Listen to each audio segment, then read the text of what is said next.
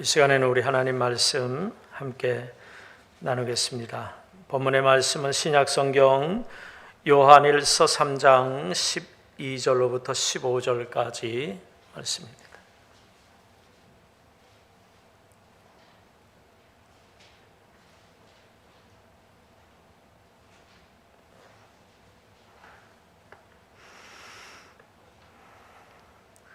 요한일서 3장 12절로부터 15절까지 우리 함께 봉독할 요절이 될 말씀은 14절 말씀, 우리 다 같이 읽겠습니다.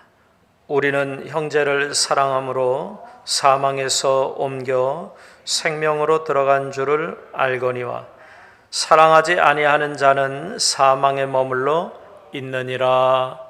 아멘. 기도하겠습니다. 하나님 감사합니다. 오늘도 저희들의 마음과 생각을 붙들어 주시고 성령으로 조명하셔서 우리가 하나님의 진리의대로를 깨닫는 시간이 되게 하여 주시옵소서. 예수님 이름으로 기도드립니다. 아멘. 자, 우리 함께 하겠습니다. 기도하면 됩니다. 내가 하면 안 됩니다. 하나님이 하시면 됩니다. 자, 우리 옆에 계신 분하고 인사합니다. 잘 되고 있습니다. 할렐루야. 감사합니다. 특별히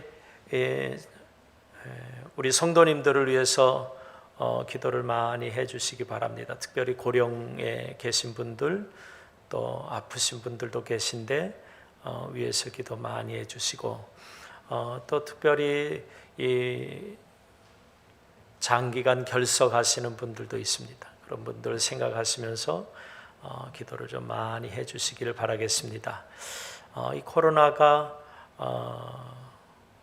우리가 조금 더 적극적이고 공격적으로 생각해야 되는 부분을 조금 망가뜨린 부분이 있는 것 같아요.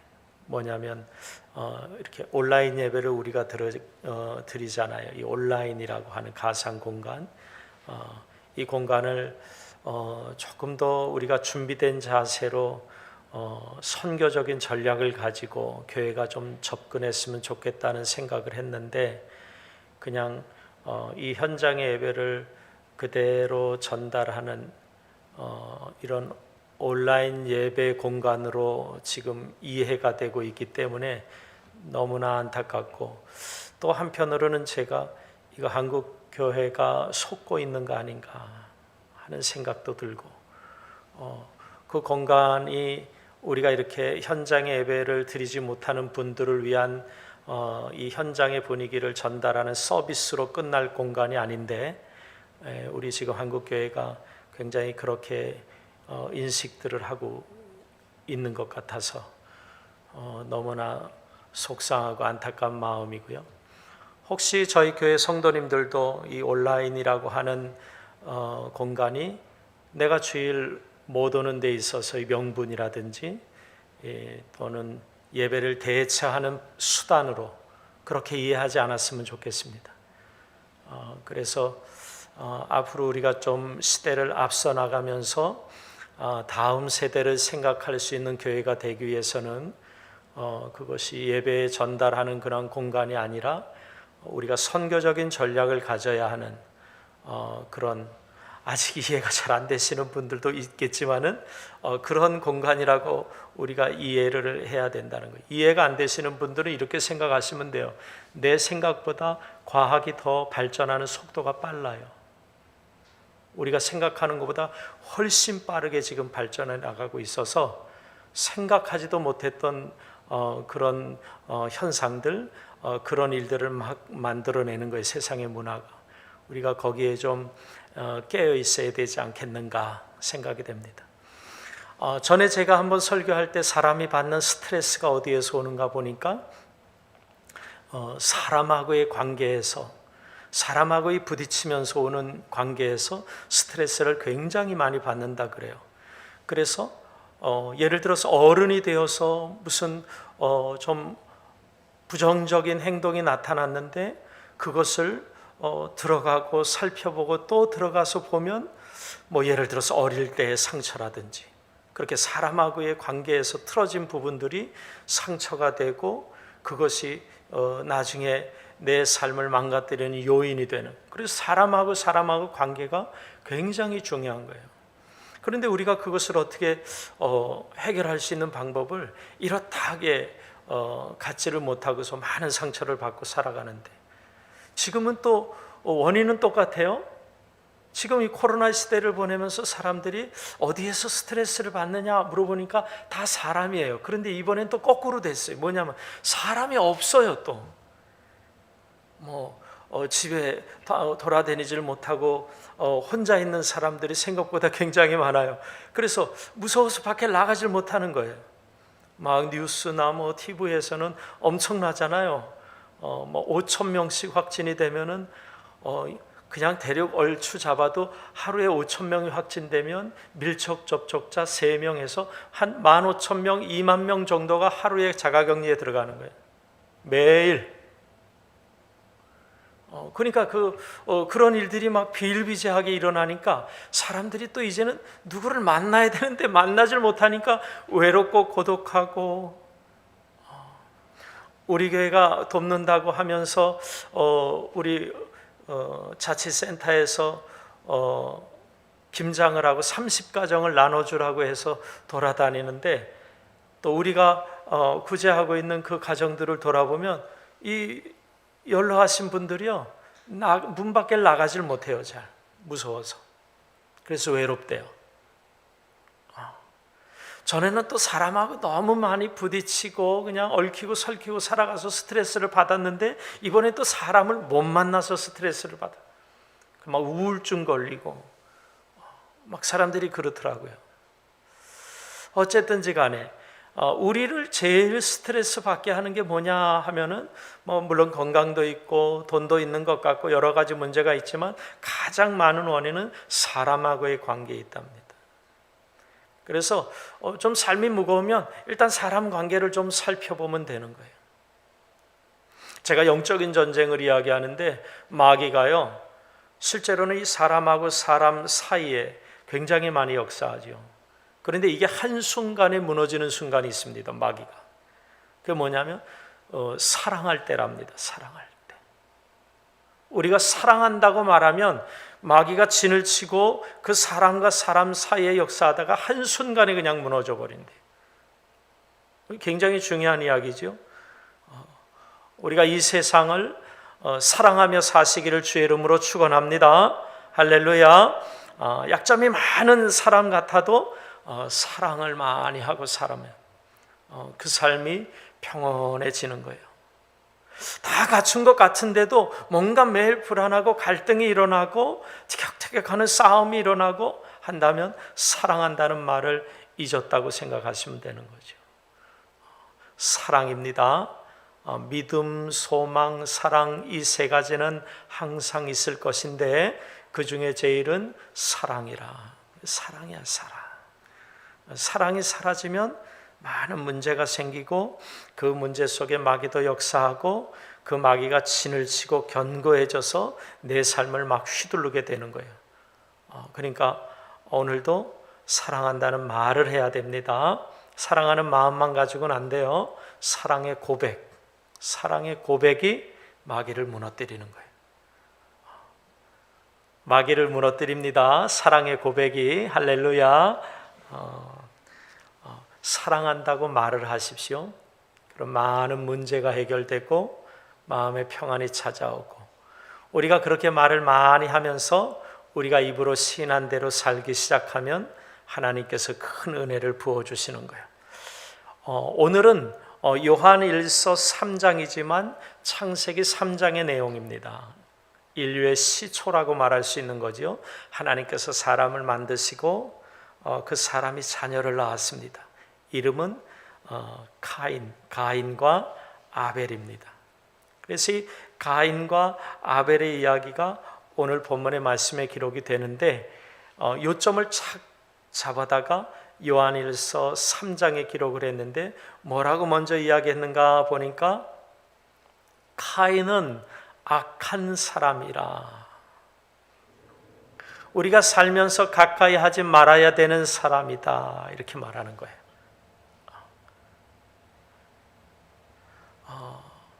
이 세상을 살면서 만나는 선한 사람이 있고 악한 사람이 있다면 이 카인은 악한 사람의 분류가 돼서 우리가 살면서 만나지 말아야 되는 사람의 대표적인 모습입니다.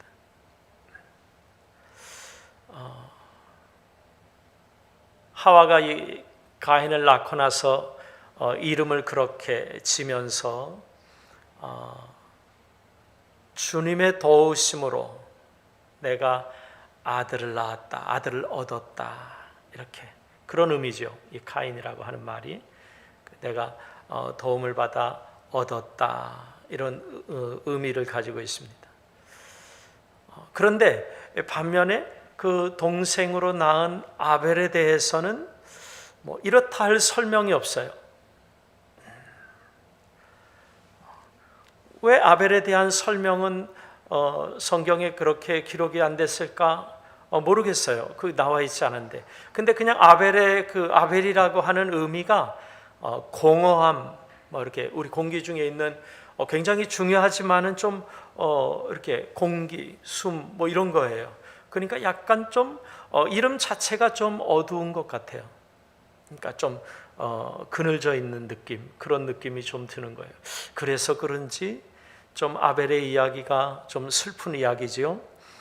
그래서 이름 정도에서 카인과 아벨이 어떤 사람이다 하는 것이 좀 표현이 되는데, 이 카인은 그렇고 아벨은 좀 은유적인 표현이지만은 좀 흔적 없이 사라지는 그런 공기와 같은 존재다 하는 이름으로 지어놓은 거예요. 이 두 아들이 자라면서 직업을 갖게 됐는데 카인은 농사를 짓게 되죠. 농사를 짓게 돼서 땅을 일구고 곡식을 심어서 소출을 얻는 그런 농부의 직업을 가졌고, 아벨은 양식입니다. 그래서 양을 길러내서 정식시키고 하는 그런 직업을 가진 거예요. 자, 하루는 이 가인과 아벨이 하나님께 제사를 드리는데 예물을 바치게 됩니다. 예물을 바치게 되는데 가인은 자기가 농사지은 그 소출 중에서 일부를 가져와서 하나님께 제물을 가지고 제사를 드렸어요. 그리고 아벨은 자기가 기르고 있는 양 가운데서 제물을 가지고서 하나님께 제사를 드렸는데, 문제는 하나님께서 가인의 제사는 받지 않고 아벨의 제사만을 받았다, 이렇게 성경이 말한 거예요. 왜 하나님께서는 이 두 사람의 제사 가운데 한 사람은 받지 않고 아벨의 제사만 왜 하나님께서 받으셨을까? 우리는 그거에 관심을 갖고 생각해 봐야 되겠죠. 그래서 성경을 쭉 읽어보면 별다른 이유가 없어요. 그런데 한 가지 우리가 좀 눈여겨볼 만한 창세기 3장의 표현들이 있는데, 그것이 뭐냐면 가인이 하나님께 제물을 드리고 제사를 드릴 때는 자기가 거둬들인 소출의 일부를 가지고 와서 드린 것이라고 말해요. 그런데 아벨의 제사를 말할 때는 이렇게 말합니다. 자기가 양들을 번식시켜서 그 중에 하나를 가져왔다고 말하지 않고, 그 중에 일부를 가져왔다고 말하지 않고 첫 새끼를 가져왔다고 말해요. 그리고 그의 기름을 가져와서 하나님 앞에 제물로 제사를 드렸다, 이렇게. 그럼 농사를 짓는 가인에게도 그렇게 말할 수 있을 거 아니에요? 농사를 짓다가 첫 곡식을 가져와서 하나님께 제사를 드렸다, 이렇게 말할 수 있는데 그렇게 말하지 않아요. 그래서 성경을 통해서 우리가 생각할 수 있는 것은, 하나님께서 왜 한 사람의 제사는 안 받고 한 사람의 제사를 받았느냐의 원인을 분석하면 아마도 그 제물에 담겨져 있는 정성의 문제가 아니냐, 이렇게 보는 거예요. 그냥 소출이 많은데 그 중에 하나를 딱 가져온 것이 있고, 특별히 생각해서 새끼들을 많이 낳았는데 그 중에서 첫 번째 낳은 양을 가져다가 그 기름과 함께 하나님께 제사를 드렸다. 창세기 4장 3절로부터 4절입니다. 세월이 흐른 뒤에 가인은 땅의 소출을 주님께 제물로 바치고 아벨은 양떼 가운데 맏배들과 그 굿 기름을 바쳤더라. 이렇게 말해요. 첫 새끼와 그 첫 새끼를 통한 기름을 바쳤고 가인은 첫 곡식이라든지 햇 곡물이라고 말하지 않고 있는 소출에서 어느 부분을 가져다가 드렸다. 그래서 뭔가 이 제사를 드리고 제물을 준비해서 하나님 앞에 올리기까지 이 과정에서 뭔가 문제가 생겼다는 것을 생각한다. 아벨의 제사의 독특한 것은요, 이 제물을 준비하고 하나님께 제사를 드리는데 이 제사를 드리고 있는 당사자, 이 당사자의 정성과 마음이 표현이 됐어요. 우리가 하나님께서 받으실 만한 예배를 드리는데 가장 첫 번째 준비물이 뭐가 되겠죠? 물론 예배를 준비하는 요소들이 굉장히 많아요. 지금은 우리가 이런 시스템까지 갖춰가지고 미리 담당자가 나와서 이걸 다 해놔야 돼. 그런데 그런 것 말고요. 정말 우리가 하나님 앞에 예배를 드리고 하나님께서 받으실 만한 예배를 드리기 위해서 가장 먼저 준비해야 되는 것이 무엇이냐고요. 우리 마음의 간절함이겠죠. 예수 그리스도를 통한 그 하나님의 은혜를 갈망하는 마음, 이게 가장 중요하겠죠. 이게 예배를 하나님께서 받으시는 예배냐 하나님께서 받지 않으시는 예배냐를 판가름하는 데 있어서 가장 중요한 요소가 될 수 있어요. 왜냐하면 가인이 그런 마음이 없었기 때문에 제사를 안 드린 것이 아니라 형식과 절차를 다 맞춰서 그 소출의 일부를 가져와서 하나님 앞에 제사를 다 끝냈어요. 그런데 하나님이 안 받으신 거예요.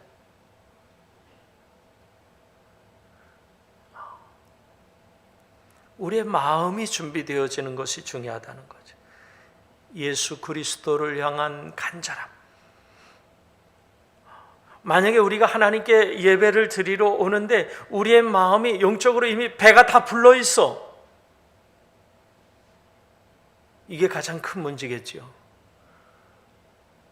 늘 애통하는 마음이고 늘 심령이 가난하고 하나님의 은혜를 애절한 마음으로 간절하게 구할 수 있는 마음으로부터 시작인데 늘 배가 불러 있어요. 그렇다면 우리에게 있어서 그 예배는 가장 하나님 앞에서 합당하지 않은 형식과 절차에 치중된 예배가 되는 거죠. 영적으로 배가 부르다는 것이 뭐죠? 우리 세리와 바리새인의 기도에서 우리는 너무나 극명한 차이를 통해서 살펴볼 수 있죠.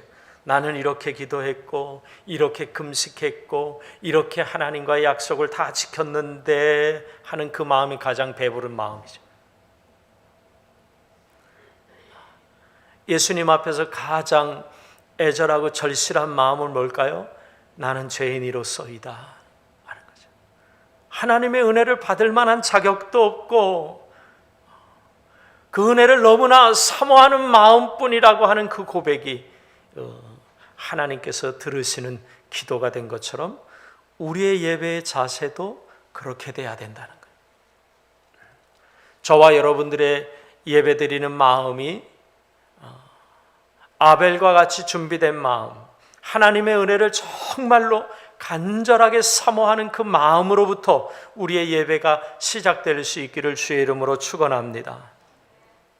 정성, 감사, 간절함, 이게 먼저라는 거죠.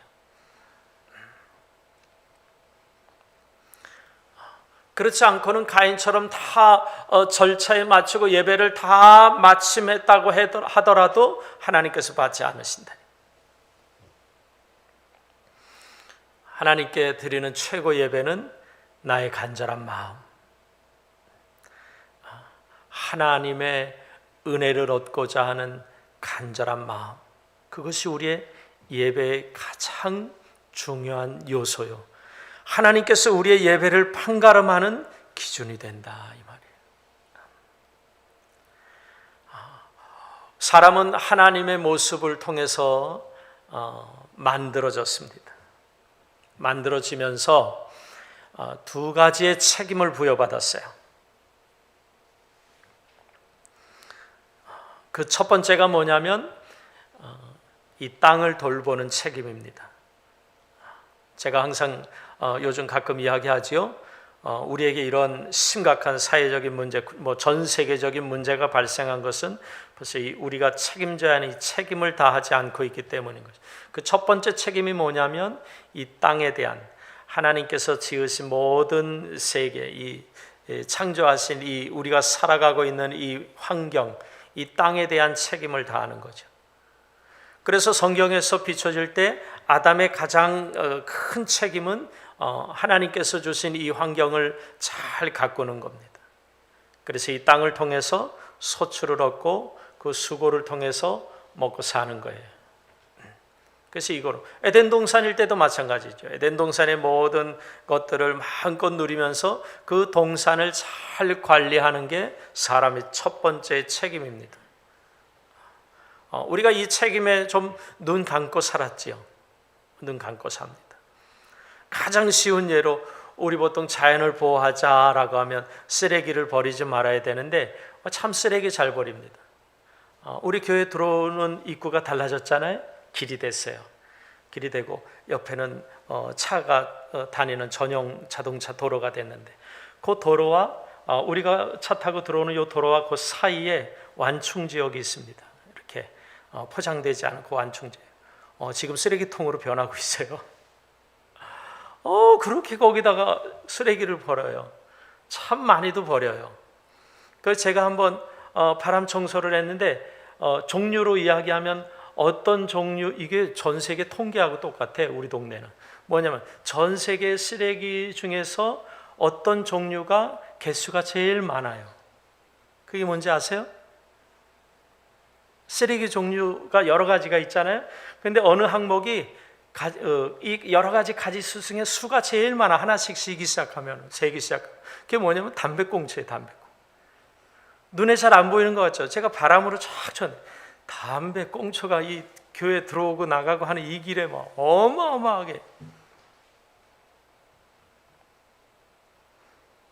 이건 가장 ABCD의 A의 쓰레기를 버리지 말자 하는 거로. 근데 그렇게 쓰레기를 아주 살며시 놓고 가. 어떤 사람은 포장하는 박스에다 딱 놓고 차에서 내려놓고 가요. 야, 참 생각하는 게 좀 저기한 것 같아.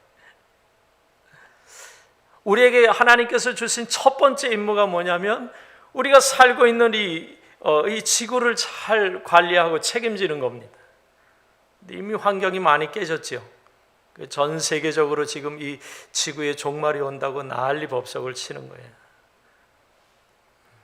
그래서 우리나라가 좀 이렇게 슬로건으로 하는 게 뭐예요? 탄소 중립. 이 중립이라는 말이 뭐냐면 탄소를 발생하는 나쁜 그것을 없애자는 게 아니라 그것이 발생했는데 이 발생하는 것을 안 발생하게 할 수는 없어요. 우리가 살아가는 사회가 그런 사회가 아니기 때문에 우리가 살고 발달하고 또 발달하면 발달할수록 이건 더 많이 나오게 돼 있어요. 이산화탄소는. 그럼 이거를 어떻게 하냐? 잘 순환시켜서 없애자는 거예요. 발생을 하지 말자가 아니라 발생한 것을 잘 순환시켜서 없애자. 그래서 중립을 시키자. 그렇게 말하는 거예요. 아주 그런 일들의 아주 기초적인 게 쓰레기를 버리지 말자 이거예요. 아주 사소한 것부터 하나가 우리가 이제 제대로 신앙의 눈을 떠서 좀 하나씩 고쳐 나가야 되는 거예요. 제가 한번 그랬잖아요. 코로나가 좀 길어지는데 이유는 뭘까요? 아직 정신 못 차린 거지. 사람들이 아직 정신 못 차린 거예요. 이 코로나가 왜 우리에게 지금 다가왔는지에 대한 의미를 뭐 멀리 말할 필요 없지. 교회가 아직 그걸 모르는 거예요. 세상 사람들도 아는데 교회만 아직 그걸 몰라요.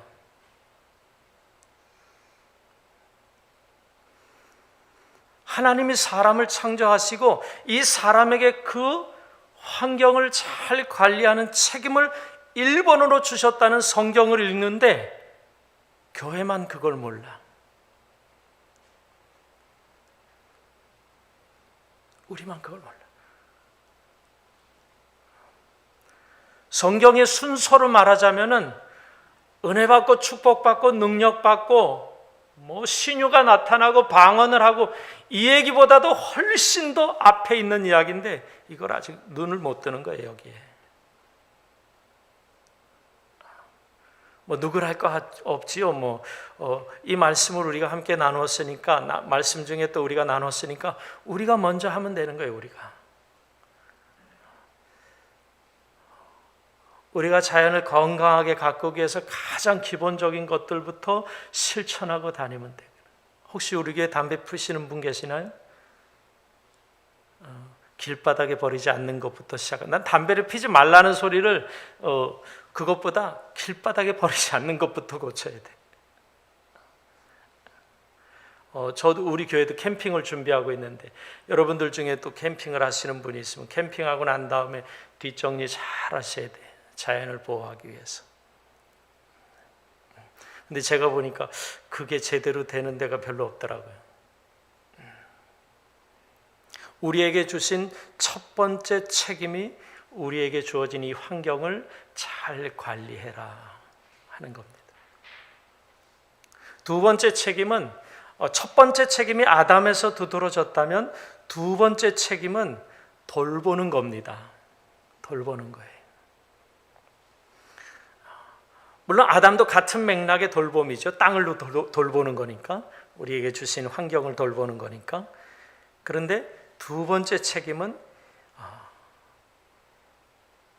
히브리어 성경에 보면 아담은 땅을 돌보고 가인은 아우, 자기 동생이지요, 형제지요, 아벨을 돌보는 자라, 이렇게 말을 하는 거예요.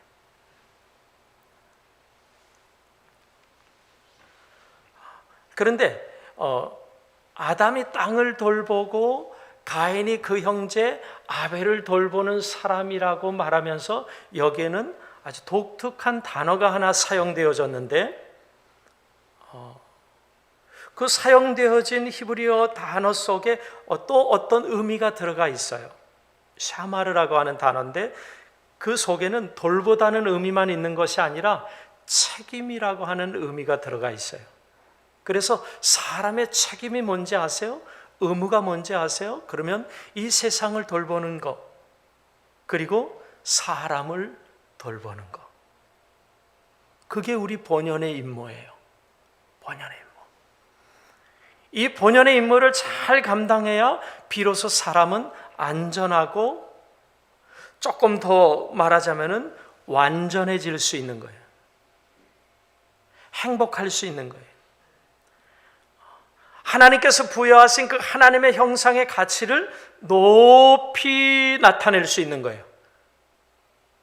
우리에게 주어진 환경을 잘 돌보고 사람을 잘 돌보면 그렇게 되는 거예요. 자, 그런데 오늘 본문의 말씀에 보니까 가인에게는 아우를 돌보라는 책임이 있는 거예요. 책임이라고 하는 게 중요한 거죠. 그런데 왜 이런 비극들이 막 일어났느냐? 우리가 너무나 잘 알다시피 오늘 요한일서의 내용보다 조금 앞서서 창세기 3장, 2장 말비부터 3장을 지나오면서 사람이 불순종의 죄를 지었어요. 말하자면은 그 책임을 잘 감당하고 있었는데 이 죄를 짓는 순간부터 엉망진창이 되어버린 거예요. 그래서 사람들이 이 책임을 감당하지 않기 시작했어요. 그래서 그 땅에서 나는 소출을 얻기 위해서 얼마나 정말 무진장 아담은 애를 쓰고 수고해도 그 정당한 대가를 집을 못 받게 됐어요. 열심히 산다고 열심히 일한 정당한 대가가 오는 세상이 아니에요. 그리고 그것이 죄로 인해서 엉망진창이 되는 순간부터 사람의 관계가 깨지기 시작해서 오늘 가인이 아벨을 쳐서 죽이는 살인에 이르기까지 사람의 관계가 깨져버렸어요.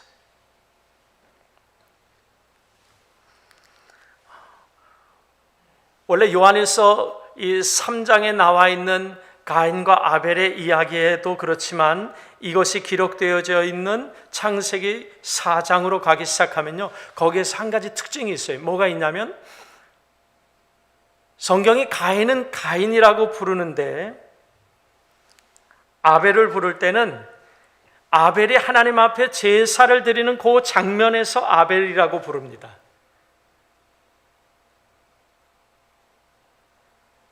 제사를 지내며 제물을 드리지 않는 다른 장면에서는 성경이 아벨을 뭐라고 부르냐면 아벨이라고 하지 않아요. 가인의 아우라고 부릅니다. 가인의 아우. 그게 이 아벨이 창세기에 나와 있는 기록의 특징이에요. 가인에 대한 특징은 뭐가 있을까요? 가인의 이름이 성경으로 불려지는 횟수가 중요합니다. 13번 부릅니다. 이것이 굉장히 상징적인 의미가 있는데 이 13이라고 하는 숫자가 그 히브리 문화 속에서는 굉장히 불완전한 숫자입니다. 가인을 13번 부를 때 마지막 부르는 그 호명이 어디서 나오냐면 네 아우 아벨이 어디 있느냐 이렇게 말하시는 거예요.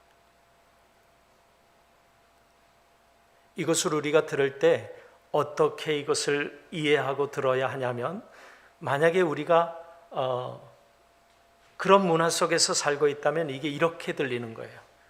13번째 그렇게 가인을 부르시면서 네 아벨이 어디 있느냐라고 부르실 때는 너가 행복하기 위해, 너가 하나님 앞에서 완전하기 위해 돌보아야 할 이웃이 어디 있느냐. 이렇게 우리가 이 세상을 살면서 하나님께 맡은 두 번째 책임이 사람을 돌보는 일입니다. 사람을 돌보는. 그런데 죄로 인해서 이 사람의 관계가 아주 극단적인 표현이지만 살인이라고 하는 관계까지 가면서 완전히 어그러졌어요. 그래서 이 사람의 관계는 수많은 스트레스를 우리에게 주는 거예요.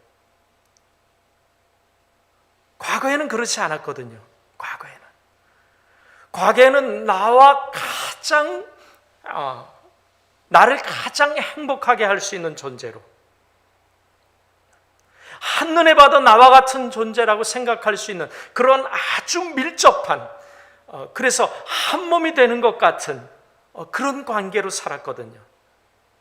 그런데 죄를 짓고 난 다음에 이 사람의 관계가 어떻게 됐냐면 살인까지 가는 아주 흉악한 관계가 돼서 우리 사람들은 살면서 그 사람의 관계에서 가장 큰 스트레스를 받는 존재와 관계로 망가져 버린 거예요. 우리가 이 세상을 살면서 궁극적으로 오늘 내가 필요한 것 당장 그것 하나 얻는 것이 아니라 우리 인생을 좀 진지하게 생각해 보면서 우리가 정말 어디로부터 기초를 다져야 내 삶이 흔들림 없이 갈 수 있는가를 생각한다면 첫 번째는 우리 주의를 잘 관리해야 되는 것이고, 두 번째는 내가 완전할 수 있는,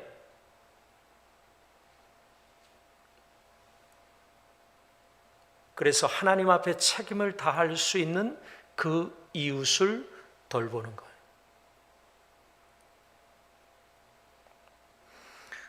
하나님께서 가인에게 던지신 질문이죠. 네 아우 아벨은 어디 있느냐? 가인과 아벨을 이야기하시는 주제입니다. 이 질문은 완전하다고 이야기하면 좀 부담스러울 수도 있으니까 은혜가 충만한 사람, 하나님의 은혜가 충만하고 하나님이 주시는 그 은혜가 흘러 넘치는 사람이 되기 위해서 네 이웃을 품고 사는 사람이 되라 하는 말씀이죠. 그래야 사람은 안전하고,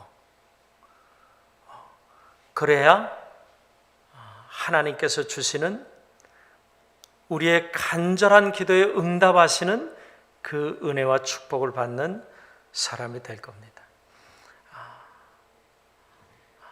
아벨을 품기 전에는 가인은 절대로 행복할 수 없죠. 완전한 인간, 말하자면 하나님의 은혜 가운데 거할 수 있는 삶을 원한다면 내 기도가 하나님께서 응답하실 만한 기도가 되기 위해서라면, 내가 이 세상을 사는데 하나님의 보호와 위로를 받고 주시는 능력으로 살기를 원한다면 네 아우 아벨을 찾는 이 하나님께서 말씀하시는 의미를 다시 새겨서 우리의 이웃을 돌보는 믿음의 삶을 사시기를 주의 이름으로 축원합니다. 기도하겠습니다. 살아계신 하나님 아버지, 우리 인간이 선악과를 먹은 후에 깨어졌던 인간관계가 예수 그리스도를 통하여 다시 한번 사랑할 수 있는 관계가 되어진 줄로 믿습니다. 오늘 우리가 이 세상을 살면서 품어야 할 아벨을 기억하게 하시고, 이 아벨을 통하여 우리의 삶이 하나님이 기뻐하시는 삶으로 나아가게 하여 주시옵소서. 예수님 이름으로 기도드립니다. 아멘.